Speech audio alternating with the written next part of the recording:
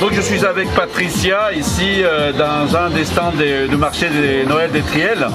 Donc Patricia, qu'est-ce que vous faites comme produit? Quelle est votre spécificité? Notre spécialité c'est de la cuisine française, brésilienne et espagnole. D'accord. Et vous faites ça tous les ans? Comment vous fonctionnez vous? On est au marché de Triel tous les samedis, de 9h à 14h, avec un plat différent. D'accord. Donc vous savez ce qu'il faut faire, hein, venir ici jusqu'à 20h, aujourd'hui 18h pardon, dimanche, et surtout venir au marché des Triel les samedis matins. On va trouver effectivement la cuisine en fête. Voilà. Ouais. Merci, merci, et puis on continue.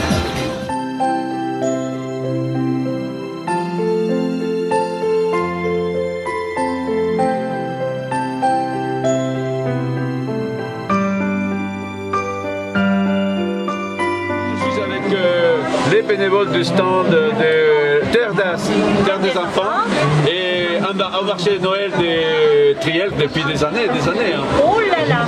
Je me souviens les premiers temps, on était dehors sous la neige, avec des boules et des gros. Oui, oh, ça fait. Mon Dieu! C'était en 90, enfin 92, dès le départ. Bon voilà, maintenant c'est fini, le Covid est presque terminé, presque maîtrisé. Non, dit-on, mais bon, admettons. Qu'est-ce que vous faites en tant que bénévole pour la Terre des Enfants? Qu'est-ce que c'est votre association? Alors, notre association vient en aide aux enfants du Sud. Là, il y a eu des reportages récemment sur le sud de Madagascar, la famine, c'est l'horreur en ce moment. Donc ce qu'on fait, c'est que d'habitude on fait un grand loto au mois de mars, qui hélas n'a pas pu avoir lieu à cause du Covid. On envisage peut-être d'en faire un au mois de mars, mais c'est pas sûr. Il y a le marché de Noël qui nous aide beaucoup. Et ce sont donc soit des manifestations qu'on organise, soit des dons des gens qui nous permettent de nourrir et d'envoyer des enfants à l'école. Voilà, donc un beau geste solidaire de la part des Trielloises et des Triellois. Et ça va continuer, j'espère. Hein. Oui, alors on fonctionne aussi avec des parrainages d'enfants. Voilà. Alors ceux-là, ils sont gâtés parce qu'ils ont toujours une somme régulière qui leur arrive. Et pour les groupes d'enfants pauvres, eh bien, ce sont les manifestations et les dons qui permettent de les aider tout au long de l'année. Merci Madame Baron, et puis à la prochaine année, j'espère. Au revoir. Au revoir. Au revoir.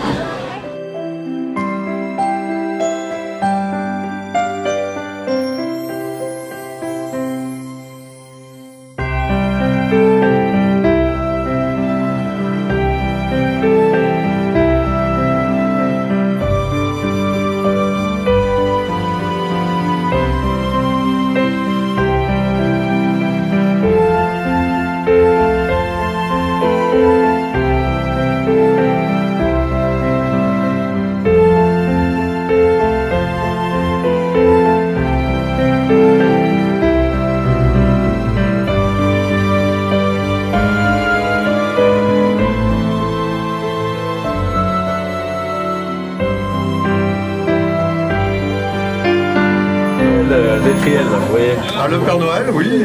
Voilà. Le Père Noël, il est là pour les enfants.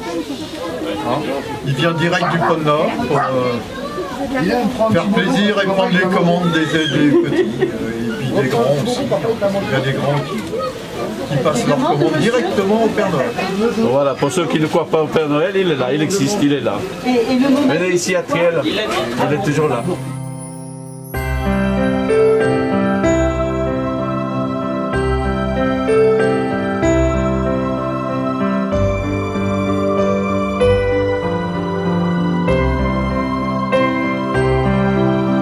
Avec Valérie qui tient vos stands ici au marché de Noël des Triel, la Barbotine Plitel. Donc vous faites quoi exactement? Alors en fait la Barbotine c'est un atelier de céramique où j'effectue des cuissons pour faire du raku ou du grès. Le raku c'est une cuisson en fait japonaise du XVIe siècle qui a été créée pour la cérémonie du thé, et le grès lui par contre il est cuit dans un four électrique à 1240 degrés et c'est non gélif, donc toutes les pièces qui peuvent être exposées à l'extérieur ne gèlent pas. Voilà. Donc c'est un super objet de cadeau qu'on pourrait offrir pour les fêtes de Noël.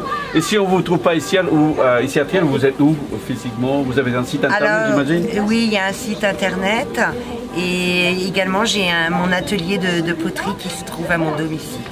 Voilà, donc c'est dans les Vexins, non? Absolument, à côté de Magny-en-Vexin, je suis à Maudétour.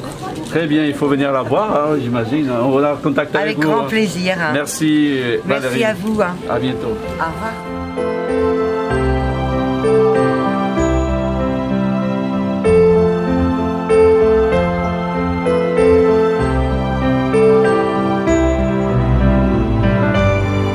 Ici, dans le cadre du marché de Noël, nous avons des artistes, de belles rencontres, comme Elisabeth Robin, qui est par ailleurs connaît bien la poésie espagnole et autres.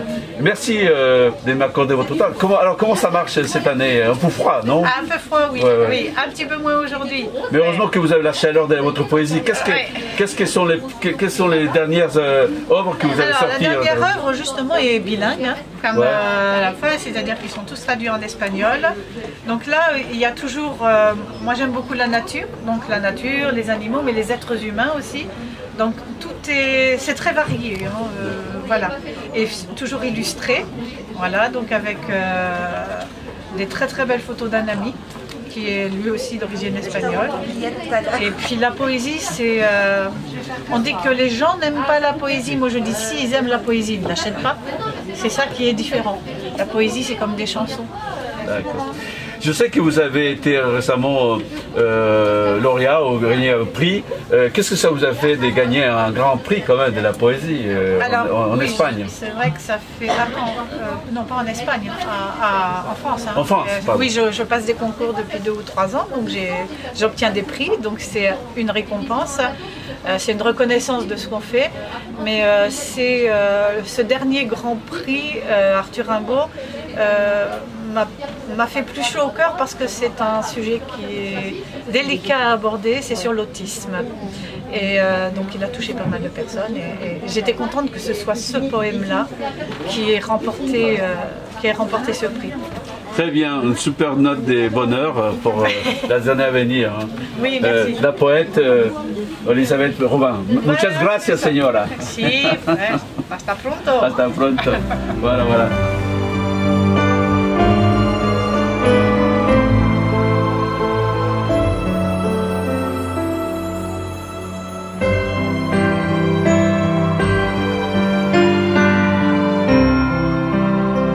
Donc je suis avec un des auteurs ici, stand des marchés de Noël. Maria, quels sont tes derniers ouvrages? Qu'est-ce que tu pourrais me dire de ton dernier ouvrage? Le dernier ouvrage, c'est une autobiographie sur ma vie, voilà. Une femme ordinaire. Mes parents étaient réfugiés politiques espagnols. Voilà, donc on est arrivé en France en 1951.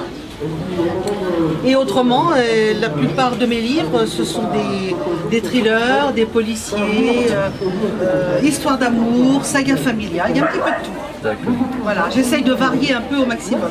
Je ne veux pas me cantonner dans... Parce qu'on me dit souvent, ah bah c'est des thrillers, elle écrit que des thrillers. Non, non, j'écris toutes sortes de choses.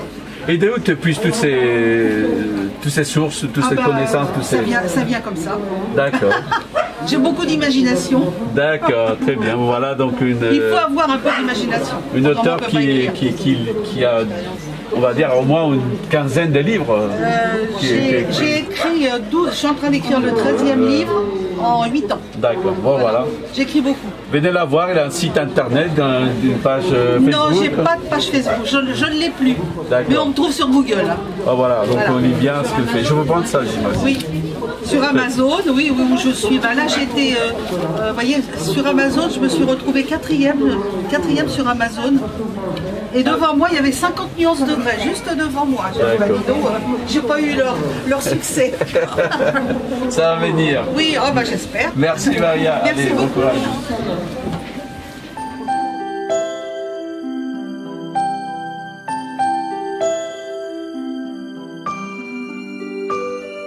Donc je suis avec Amandine qui a un super stand, on l'a choisi d'une manière avec du cœur on va dire.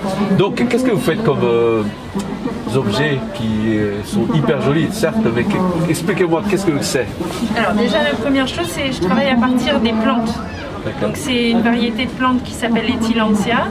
Ce sont des plantes qui vivent sans terre et qui sont originaires d'Amérique du Sud, qui vivent normalement sur les branches et les rochers. Donc elles vivent sans terre, elles vont se nourrir par les feuilles et vous pouvez les poser sur ce que vous voulez, la plante elle va vivre et il faut quand même un petit peu apporter des nutriments et de l'humidité puisque c'est essentiellement ça qu'elle va se nourrir. Donc on les vaporise.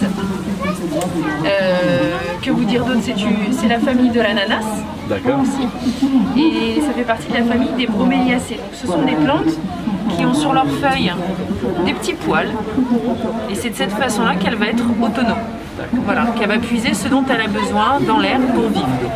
C'est presque magique quand même. Hein. Bah oui, la nature est bien faite. Ce sont des plantes qui viennent soit des milieux, pour la plupart des milieux désertiques, voilà, et qui se sont acclimatées et qui ont développé une manière de vivre avec le peu qu'elles avaient. En fait. Voilà. Et vous avez un atelier ou un site où est-ce que vous pouvez vous joindre? Alors, mis à part le marché de Noël des Triels, évidemment. Voilà, donc je fais de nombreux marchés de Noël, je fais des manifestations aussi horticoles, ça c'est plutôt en automne et au printemps. Sinon vous pouvez retrouver les informations de la société Bulle d'Âme sur Instagram, donc c'est bulle au pluriel des apostrophes AME, voilà, et également sur Facebook. Voilà.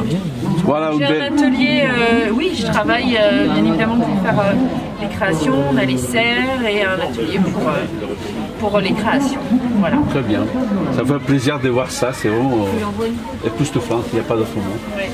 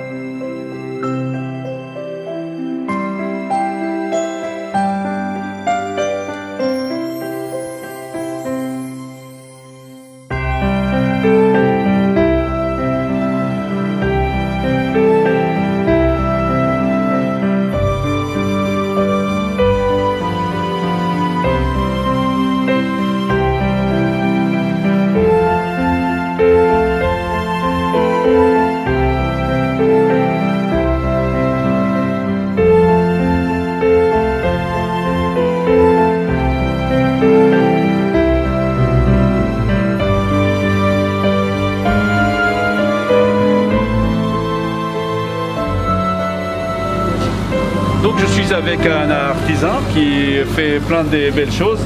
Expliquez-moi sur votre métier, madame. Alors moi je suis tapissière d'ameublement-siège, je refais des fauteuils, des chaises et avec toutes mes chutes de tissu, je fais des pochettes, des coussins, voilà, avec tous mes petits bouts, des collections qui n'ont plus lieu et qui n'ont plus cours. Je fais des sacs et voilà. Donc, je recycle un peu les tissus et des belles matières de tissus d'ameublement. Vous êtes presque zéro gaspillage, quoi. Voilà, exactement. Je garde des toutes petites chutes pour tout faire. Ouais. Ça fait combien d'années que vous faites ça, madame? La couture, j'en fais depuis des années, mais la tapisserie, mon métier, j'en fais depuis 4 ans maintenant. Voilà. Et ça m'intéresse beaucoup. Et vous êtes à Triel-sur-Seine? Triel-sur-Seine, voilà. Installé à Triel-sur-Seine. Voilà, on la verra bientôt dans notre pays de paysage au sud de la France avec le soleil, hein, comme tout oiseau migratoire. Bon, un vrai plaisir, madame. Merci beaucoup, c'est gentil, merci. Bonne journée.